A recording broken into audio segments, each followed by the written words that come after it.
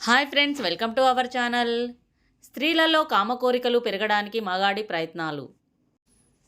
చాలామంది స్త్రీలకు శృంగారం పట్ల పెద్దగా అవగాహన ఉండదు. అందువల్ల వారు శృంగారాన్ని ఏదో అవసరంలాగా చూస్తారు.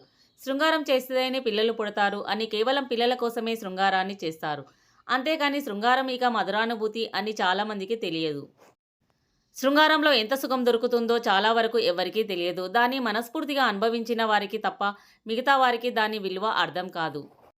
సెక్స్ గురించి తెలిసిన వారికి ఓకే. ఒకవేళ తెలియని స్త్రీలకు తమ యొక్క భర్త కానీ ప్రియుడు కానీ ఆ శృంగారం అనుభూతిని వివరంగా స్త్రీలకు అర్థమయ్యేటట్లు అందులో స్వర్గ సుఖాల గురించి వివరంగా చెప్పే బాధ్యత తమకు తప్పకుండా ఉంటుంది.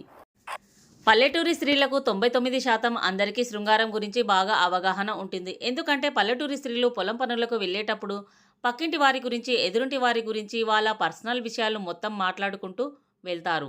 ఆమె అట్లనంట, ఈమె ఇట్లనంట అని మంచి చెడు అన్ని విషయాల గురించి మాట్లాడతారు. కాబట్టి వాళ్ళకు ఆ విషయంపై అంతా తెలిసి ఉంటుంది.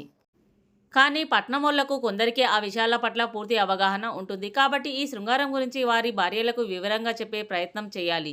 స్త్రీలలో కామ కోరికలను పెంచడానికి పురుషులు ఇలా చేయాలి. స్త్రీల దుస్తుల విషయంలో కూడా జాగ్రత్తలు చెప్పాలి. స్త్రీలకు ప్లేన్ చీరలను అలాగే పల్చటి జాకెట్ను వేసుకోమని చెప్పాలి. ఆ పల్చటి జాకెట్లో నుంచి తన అందాలను పదే పదే చూసుకొని మురిసిపోతూ ఉంటుంది. ఆ విధంగా తనకు కామ కోరికలు కలిగే అవకాశాలు ఎక్కువ. అలాగే సన్యాలు కనిపించే విధంగా చీరను కాస్త పక్కకు జరిపి పిన్ పెట్టామని చెప్పాలి. అలా కూడా కామ కోరికలు కలిగే అవకాశం ఉంటుంది. బొడ్డు కనిపించే విధంగా చీరను కొంచెం బొడ్డు కిందికి కట్టి ఆ బొడ్డులో ఓ తెల్లటి స్టోన్ని పెడితే అది చకచకా మెరుస్తూ ఉంటే అప్పుడు ఆ స్త్రీ తన అందాలను చూసి మురిసిపోతూ కామాన్ని మరింతగా పెంచుకుంటుంది. స్త్రీ యొక్క సన్యాలను పురుషులు ఎప్పుడూ పొగుడుతూ ఉండాలి. అంతేకాకుండా ఆ సన్యాలను గట్టిగా పట్టుకుని పిసుకుతూ ఉండాలి. అలా చేయడం వల్ల స్త్రీలలో ద్రవాలు ఊరుతాయి. అప్పుడు ఆటోమేటిక్గా కామ కోరికలు పెరిగి శృంగారం కావాలనే కోరిక ఇంకా పెరుగుతుంది. చంటి పిల్లాడిలా తన ఒళ్ళో పడుకొని తన సన్యాలను వత్తడం, పిసకడం లాంటివి చేస్తుండాలి. స్త్రీలను ఎప్పుడూ కూడా ఖాళీగా ఉంచరాదు. ఎప్పుడూ ఏదో ఒక రకం సరసం ఆడుతూ ఉండాలి. అప్పుడే ఆమెకు కామంపై కోరికలు కలుగుతాయి. తన బొడ్డును తాకుతూ వత్తుతూ ఉండాలి. పురుషుడు బొడ్డులో వేలు తిప్పుతూ ఉంటే ఏ స్త్రీకైనా స్వర్గం కనిపిస్తుందట.